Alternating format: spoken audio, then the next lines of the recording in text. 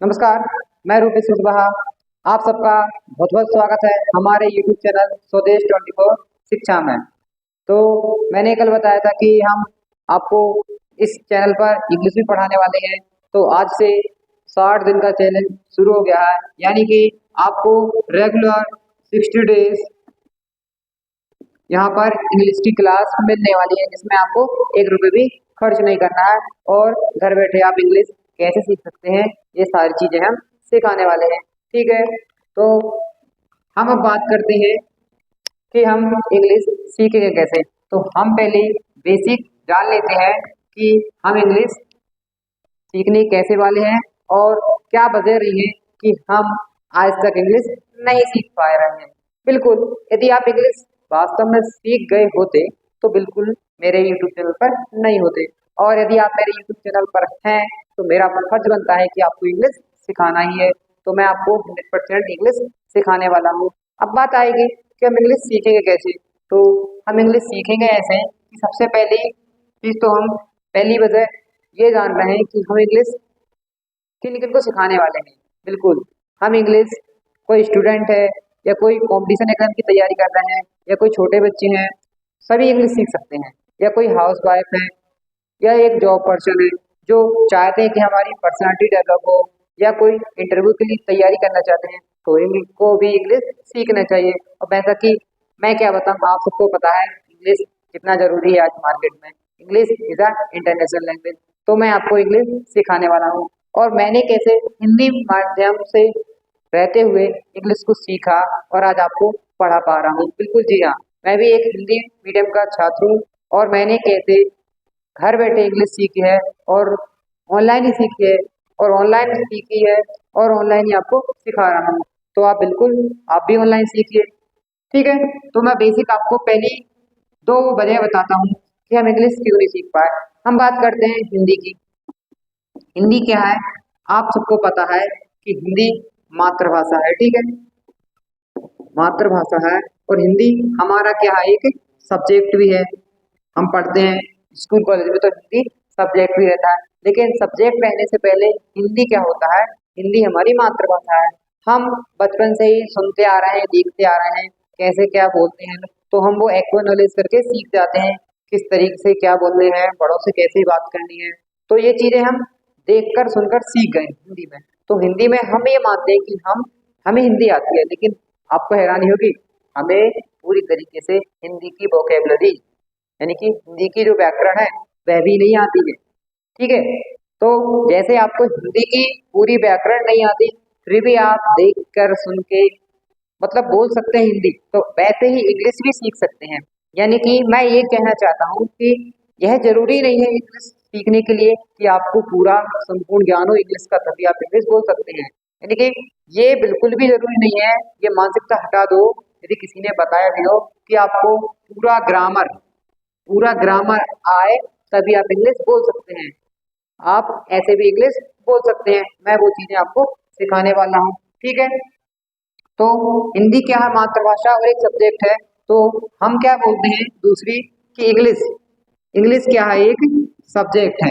तो इंग्लिश को जब तक हम सब्जेक्ट मानकर चलेंगे तब तक हम इंग्लिश को नहीं सीख सकते। अब आप कहेंगे ये क्या कर दिया, यानी कि हमें इंग्लिश को भी क्या मानना है, एक लैंग्वेज मान के चलिए। आज से क्या मानिए, लैंग्वेज।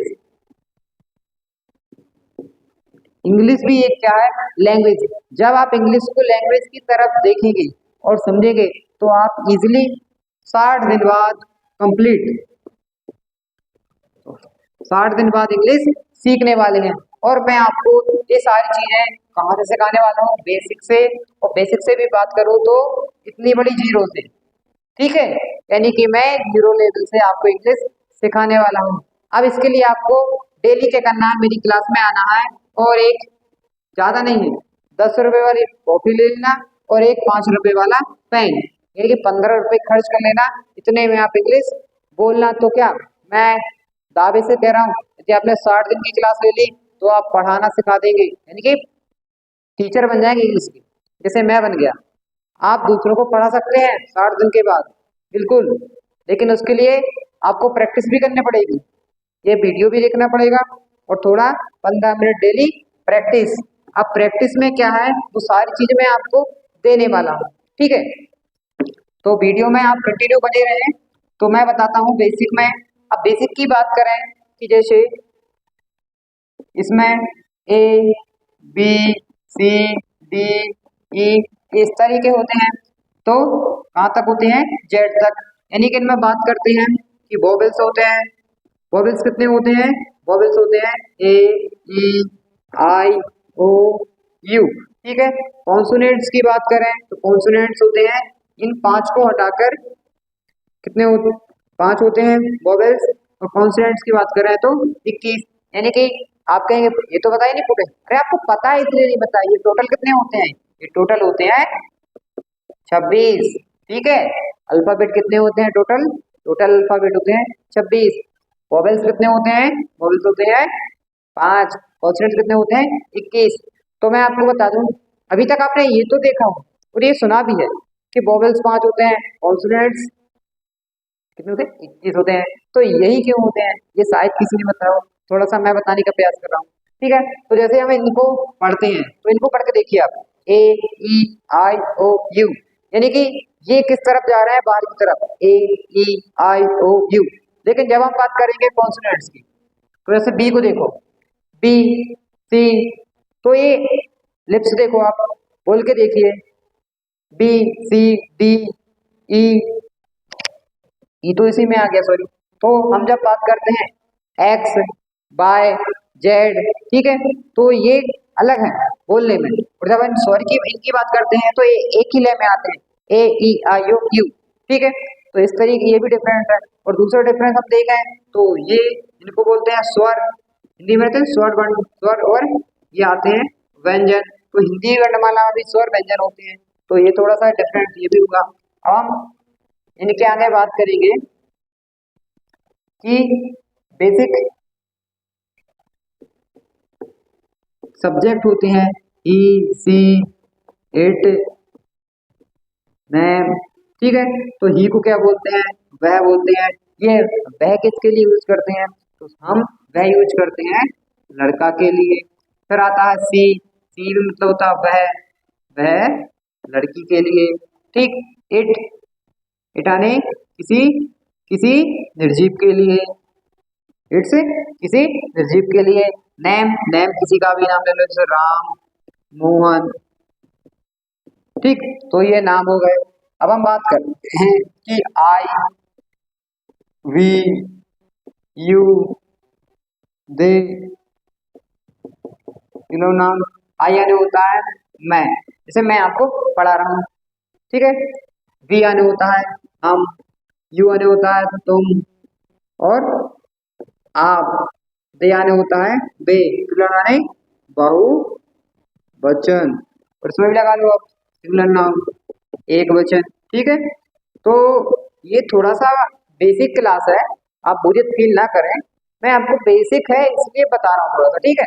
तो आप कंटिन्यू बने रहें, बाकी जिनको पहले से आता है उनके लिए बहुत बहुत अच्छी बात है, जिनको नहीं आता वो थोड़ा सा नोट्स करते जाएं, तो मैं उनको सिखाने वाला हूँ, ठीक है। तो ये सारी चीजें हैं। अब हम टेंस में जब इंग्लिश में बात करेंगे तो हम यहाँ इंग्लिश बोलने की प्रैक्टिस करना है, तो उसके लिए जो इंग्लिश तैयार होती है वो तैयारी होती है अल्फाबेट, फिर होते हैं वर्ड, और वर्ड से बनता है सेंटेंस, और सेंटेंस से बनता है स्पीच। क्या बनता है, ठीक है। तो वर्ड क्या होगा, अल्फाबेट क्या होगा, जैसे अल्फाबेट हमने ले लिया, जो हिंदी अपन ने अभी अल्फाबेट लिखा था यही है, ठीक है। तो अल्फाबेट से बन गया वर्ड, जैसे किराए बन गया, किराए का मतलब होता है चिल्लाना, ठीक है। तो ये वर्ड बन गया। अब वर्ड से बन गया सेंटेंस, सेंटेंस बना ले, ही इज क्राइंग, ठीक है। तो वह चिल्ला रहा है, तो ये क्या बन गया, ये वर्ड था, ये सेंटेंस, ये अल्फाबेट था, अल्फाबेट से बना वर्ड, ठीक है। तो कई अल्फाबेट से वर्ड बन गया। अब वर्ड के बाद देखा तो सेंटेंस, ही इज क्राइंग, वह चिल्ला रहा है, इसके हिंदी अर्थ। और ऐसे ही सेंटेंस मिलके क्या बन जाती है, स्पीच बन जाते हैं। तो ये चीजें हैं, तो ये सब चीजें तो बस बेसिक हैं, आप नोट्स भी ना करें चलेगा। ये तो एक इंट्रो है, जैसे कल मैंने मेरे ऐप का इंट्रो दिया था यानी कि यूट्यूब चैनल का, तो ऐसे ही ये इंग्लिश का इंट्रो है। बाकी सारी चीजें आप सीखने वाले हैं। जब हम इंग्लिश में बात करेंगे टेंस की, तो टेंस 3 प्रकार के होते हैं। कितने? 3 प्रकार। बात करें 3 टाइप्स, ठीक है। तो 3 प्रकार के टेंस होने वाले हैं। तो घटना चक्र के आधार पर टेंस 3 प्रकार के होते हैं। अब 3 प्रकार के कौन कौन से होते हैं? पहली बात करें प्रेजेंट टेंस, दूसरी बात मैं करूं पास्ट टेंस, और थर्ड में बात करूं फ्यूचर टेंस की, ठीक है। तो प्रेजेंट टेंस है, पास्ट टेंस है, फ्यूचर टेंस है। अब मुझे पता है आप सबको ये चीजों के बारे में पता है, फिर भी मैं आपको बता देता हूँ। कई स्टूडेंट होंगे जो भाई बहन जिनको ना पता हो, तो उनको और क्लियर हो जाएगा। तो प्रेजेंट टेंस की मैं बात कर रहा हूँ कि प्रेजेंट टेंस जैसे कि मैं आपको पढ़ा रहा हूँ, या आप अभी मोबाइल से पढ़ रहे हैं, या आप अभी चेयर पर बैठी हैं, या आप अभी लिख रहे हैं, तो ये जो कार्य है ये प्रेजेंट में हो रहा है। अब पास्ट की मैं बात करूं तो पास्ट टेंस मान के चलिए कि अभी सुबह के 10 बज रहे हैं, तो सुबह के 10 बजे से पहले का जो समय निकल गया, 10 बजे के पहले जो समय निकल गया, वो हो गया हमारा पास्ट टेंस। अब फ्यूचर की बात करें, अभी 10 बज रहे हैं और 12 बजे हमें मार्केट जाना है, या हम भविष्य की यानी कि जो आगे जो समय आने वाला है हम उसकी कल्पना कर रहे हैं, तो वो जो समय है वो है भविष्य काल। तो ये बहुत ही इजीली आपने समझ लिया, ठीक है। अब 3 तरीके के ये टेंस होते हैं, 3 टाइप्स। 3 टाइप्स टेंस में से ये जो 3 टेंस होते हैं, 3 मैंने कुछ बताया, प्रेजेंट प्रेजेंट टेंस, ये हो गया पास्ट टेंस, ठीक है, और ये हो गया